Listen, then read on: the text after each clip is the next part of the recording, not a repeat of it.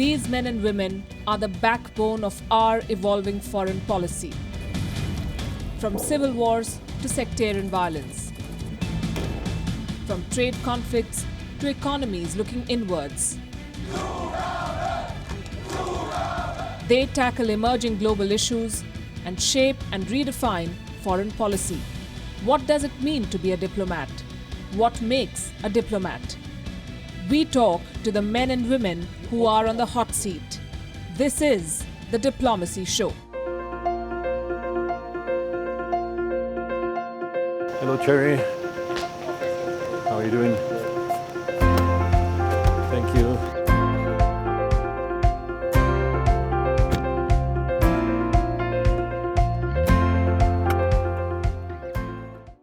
Welcome to the Diplomacy Show, where we look at the context behind the text, the meaning behind special events and gestures, the historical and geopolitical compulsions behind foreign policy choices. The 20th century, in many ways, was defined also by the German question. There were history-shaping events such as decolonization, emergence of large number of newly independent countries, the Cold War and strategic rivalry between the US and Soviet Union, the economic and military rise of China, leapfrogging of technology leading to an interconnected world. But the German question, the question of the role and influence and reach of Germany in Europe and beyond, led to 2 world wars and also accelerated the process after the wars of European unification as a way of dealing with bitter rivalries within Europe, particularly between France and Germany. Today, Germany is a leading country in Europe for all intra-European issues and issues on the European periphery, such as dealing with Russia, issues connected with Ukraine. It is Germany that is in lead along with France. But on issues outside Europe, be it in Africa, be it in Asia, West Asia, East Asia, Germany lets other European countries, its partners such as the UK and France, take the lead.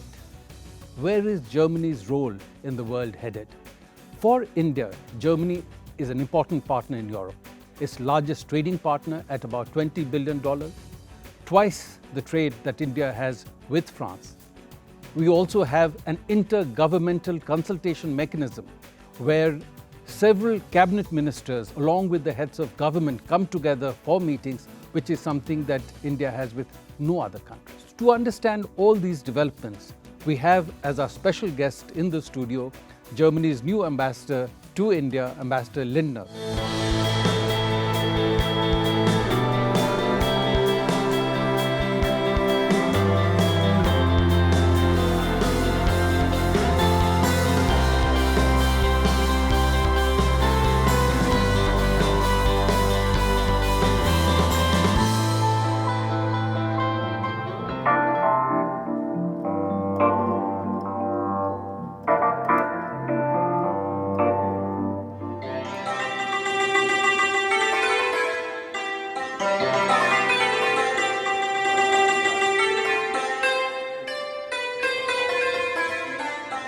Welcome to the show.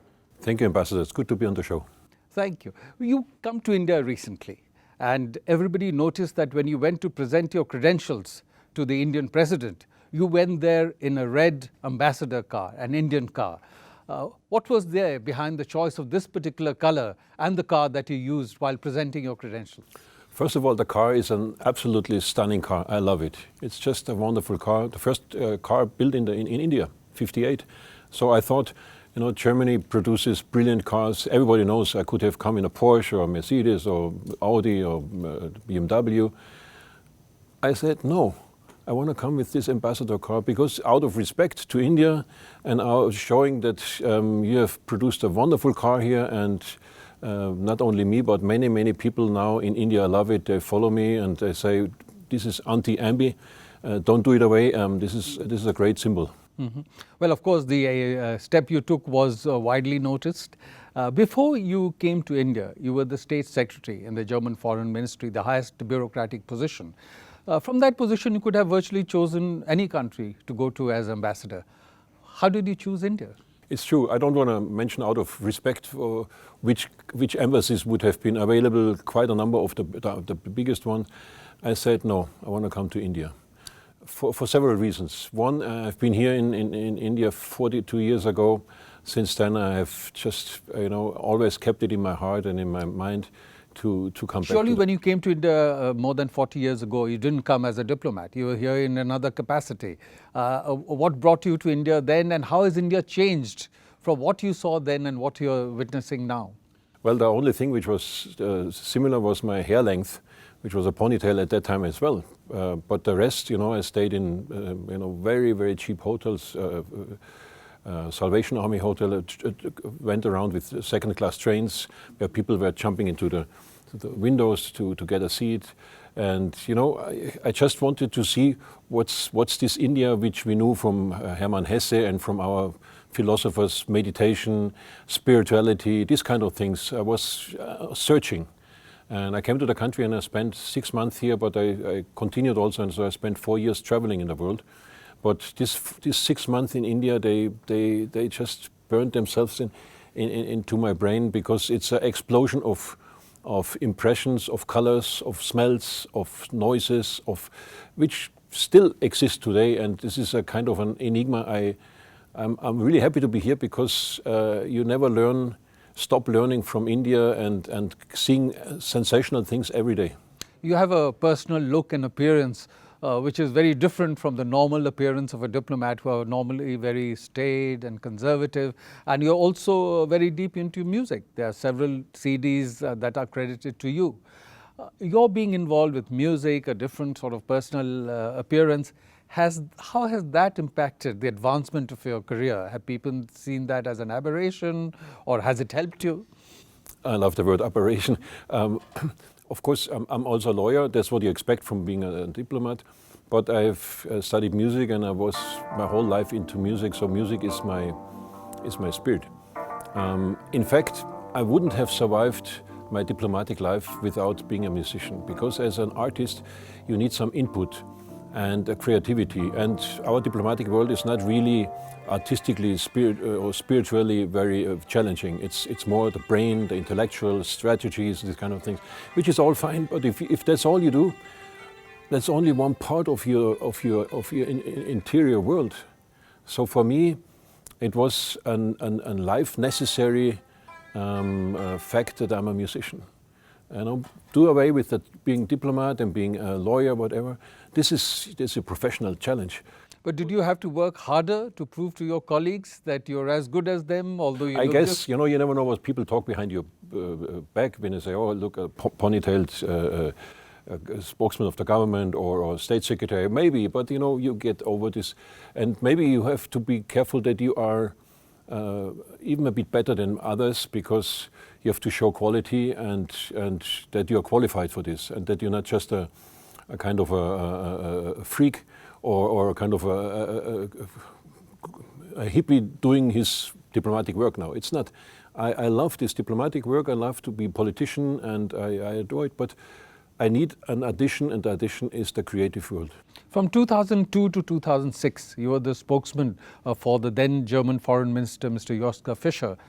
From that period, do you recall any particular incidents, developments that were particularly challenging? Well, a lot of them, of course, but maybe if I pick out one, it's during the period, maybe you remember, when Saddam Hussein was still alive, and he was there in Baghdad, and a coalition of the willing, led by the Americans, then George Bush Jr., led a coalition to invade Iraq, or to say, we have to do away with Saddam Hussein. And because there were proofs out there that there is a terroristic support and there is biological, chemical weapons and all these things. And we said, you know what? Show us proofs. We are always in the Western alliance and whatever, and of course we are closest friends to the US, but we don't just rush into a war just because of some allegations. And so Fischer told the then Defense Minister Rumsfeld, Mr. Rumsfeld, I'm not convinced. Make your case, but if you don't make your case, we are not following you.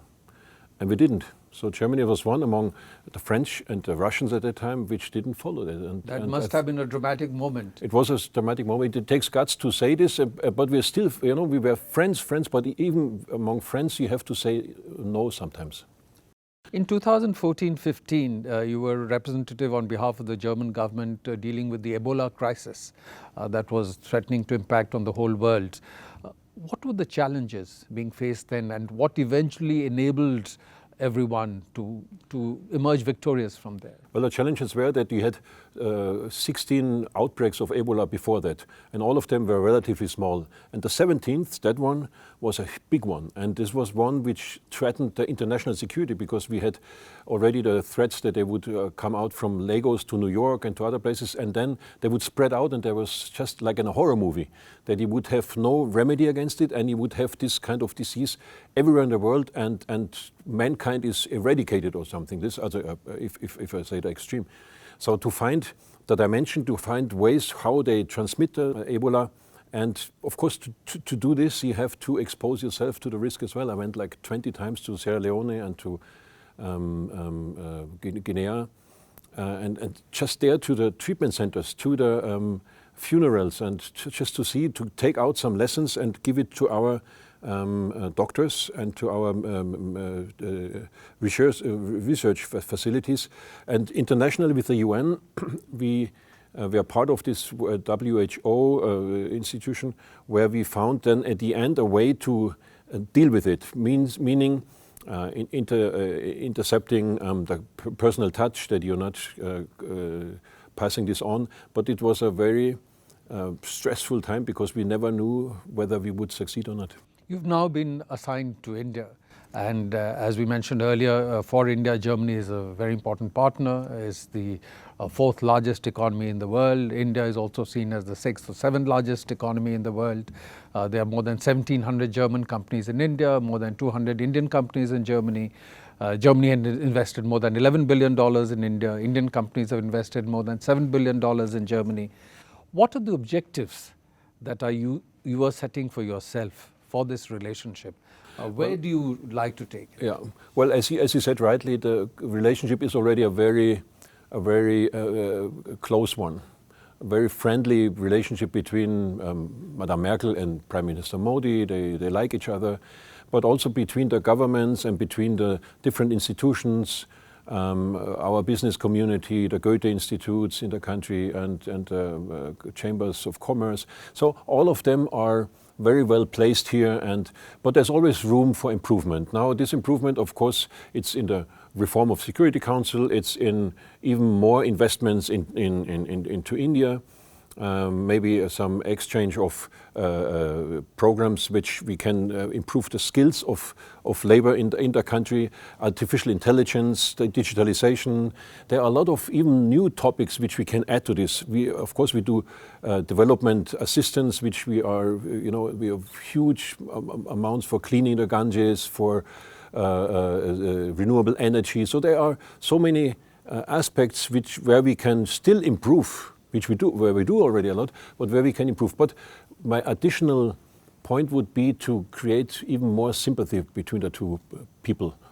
In February this year, the two governments signed an agreement for defense cooperation, and that is something new because Germany always has been a bit reticent in terms of its posture outside of Europe. How much progress has there been on defense cooperation between the two countries, and how do you see the potential? Yes, we do cooperation in defense issues, but maybe just to explain why our country is maybe a bit more reluctant than other countries.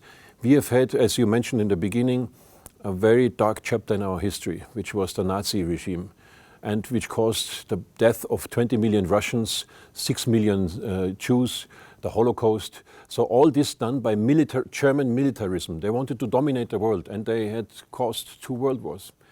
So after the World War, it was clear that we said, you know what, we have to restrict our military potential, because military brings no good things on this planet. So we were the last in the row of military engagement, and it took us until the 90s that we participated in peacekeeping operations outside Europe. So we were in Somalia, and then we went to Cambodia, and then afterwards, now we are in 15 different countries in peacekeeping operations. But still, there is in our population some kind of skepticism of arms exports. So we do something because we have an excellent industry, but we are a bit more picky than other nations to to really export outside the NATO. But that's why it's not an easy topic. It's easier, let's say, for France, for the UK, and for other countries. But we are working on it. But we have to take along with us the population in Germany.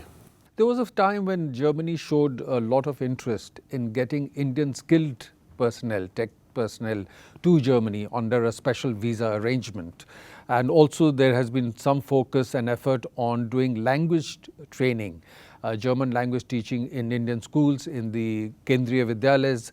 How has this progressed? We still have a lot of interest to get skilled people to Germany, be it from Bangalore or from Pune or from Mumbai or from Chennai or from Calcutta, wherever they are.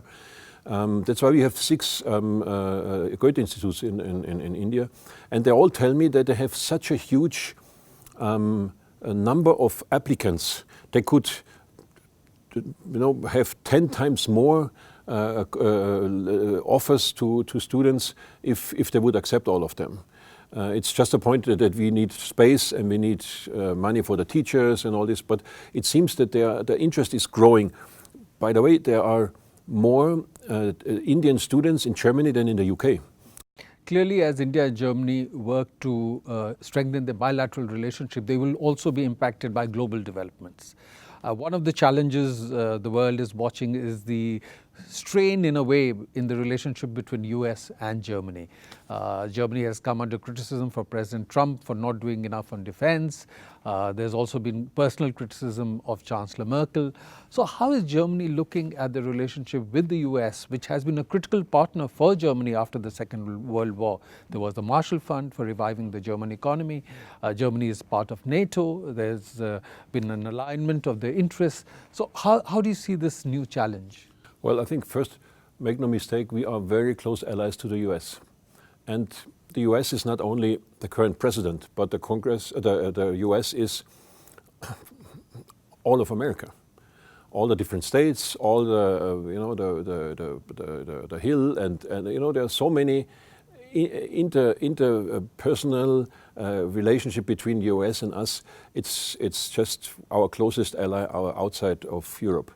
Now, Chancellor Merkel a few days ago was in Harvard, and she did a speech there, and she didn't mention any persons, but she made clear what our point of view is about multilateralism, about building walls, about many things. So I want to leave it at that, being a good diplomat. So in a way critical of some of the formulations that President Trump has been using. You can put it that way, but being a good diplomat, I want to quote her speech. And I think it says it all. Tear down walls of ignorance and narrow-mindedness, for nothing has to stay as it is.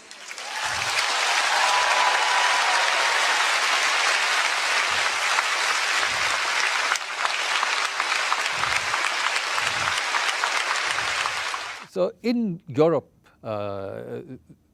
Western Europe seems to be facing, as it sees, a challenge from Russia and some of the policies emanating from Russia. Yet Germany is among Russia's closest partners in Europe. You have the Nord Stream 1 gas and oil pipeline. Now you're looking at a Nord Stream 2 through the Baltic.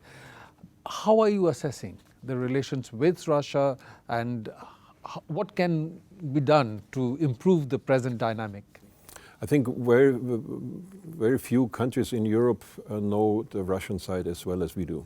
Chancellor Merkel speaks Russian. She was trained and she grew up in the eastern part of Germany, so they had to take up not English but Russian in school. And as I said before, the Nazi dictatorship has caused more than 20 million Jewish Russian victims. So this is a big burden, and this was. Later then came Stalin and had his own victims, but it was, this burden from our history which brought us also together. We know the soul of each other, the music, the literature, whatever, so we know each other very well, and we have, that's why we have a lot of very special and deep running relationship, which doesn't mean we're not critical. So if Chancellor Merkel talks with Mr. Putin, of course, I've been there very often as state secretary. They talk open language, but that's exactly something which also the Russian side appreciates if you speak open language. Now on on our pipelines. We are trying to diversify our energy supply. We want to rely more and more and more on renewable energy, but until then, we need some gas supply and other supplies. If there's liquid gas from the US coming and has a good price, we get it from them as well. So it has no ideology involved. It's just that we want to keep our decisions, we make our own decisions about our energy supply, and not being told by other countries, as big they are, to do this or to do that. We do it according to our security and energy needs. The process of European integration, as we discussed, was a way of keeping rivalries within Europe in check, and also for many other countries to deal with the challenge from a unified Germany, so that there is no unilateral German domination of Europe. But today we are facing the challenge of Brexit. Within Europe there seem to be deep divisions. There is the rise of right-wing forces. It has been said that Europe succeeds and integrates well when it works on the basis of the Franco-German tandem. And that tandem was weakened when France under President Hollande was seen as having weakened. President Macron was seen as reviving French influence, but he's again been weakened by the Yellow Vest protests. And in Germany itself, Angela Merkel is not quite seen as the tall leader or the tallest leader in Europe that she was maybe a few years ago, with the challenge of immigration and other challenges. So how do you see the European process evolve? I think you put it rightly that the first phase of the European Union, of course, the existence of the European Union was a result of the Second World War, when Germany attacked the rest of the world. So the beginning of the European Union was to keep Germany at bay and put it together with its arch enemy, which was France at that time. We had 3 terrible wars against the French people, and even our grandfathers, they already said this is our arch enemy, and look where we are right now. So this was the beginning, so to keep peace in Europe and to give some welfare for these founding members. And I think it succeeded. It's a total success story. No war for the longest period in the European history, no war there. We have a common currency, we have a common passport regime, visa regime, and we have so many prosperous ideas. So this is the success story. But let me put it frankly, the European Union is now in a crisis. You see it by Brexit, but you see it all with the refugee influx, where we hadn't talked about with one voice. But we are dealing with this crisis. The first point is, I guess, we have to accept this as a crisis, and we do. We have kind of right-wing parties merging up, but I wouldn't say this is all the potential of right-wingers in Europe. I would say it's maybe also the fault of from the European side, the European institution side, that we didn't take along the citizens. We should have put new arguments for this European Union. The old arguments which my generation had, this is a guarantee for peace. Maybe for the young people it's not so appealing anymore. They need more, what do I get out of it? Why do I need it? And this kind of thing. So we have to be, we have to learn from this crisis right now. India and Germany also have a convergence of position related to Iran and unilateral sanctions by the US on Iran, and Germany was part of the joint comprehensive program of action worked out by Iran. Europe has tried to put together a mechanism to enable trade with Iran despite US sanctions, but that doesn't seem to be working very much. Most German and European companies have opted out of the process. How does one deal with this challenge? Well, first of all, this mechanism is in the baby steps. It is in Germany and in France, and in the UK, part of it. So it's starting. But of course, the treaty between Iran and the other countries is not to do a favor to Iran. It is to keep Iran away from nuclear arms. Because if we would have a nuclear arms race in the Middle East, this would be a terrible, terrible development. So the deal is, you don't develop the nuclear arms, and as gift from our side or as part from our side, we give you some economic benefits. So that's the deal. And I think that's a very good deal. We have to stick to it. Of course, I understand US and Israeli objections saying, this is, you can't trust them. But, I think we have the International Atomic Energy Office, and they can keep an eye on it whether the Iranians stick to their part. And so far they say they stick to it. And that's why I think to avoid a nuclear arms race, it's important to keep this alive. We are in disagreement with the US and in some part with Israel. But I think we exchange our points of view there, and I think our goals are the same, to avoid that Iran is in the possession of a nuclear weapon.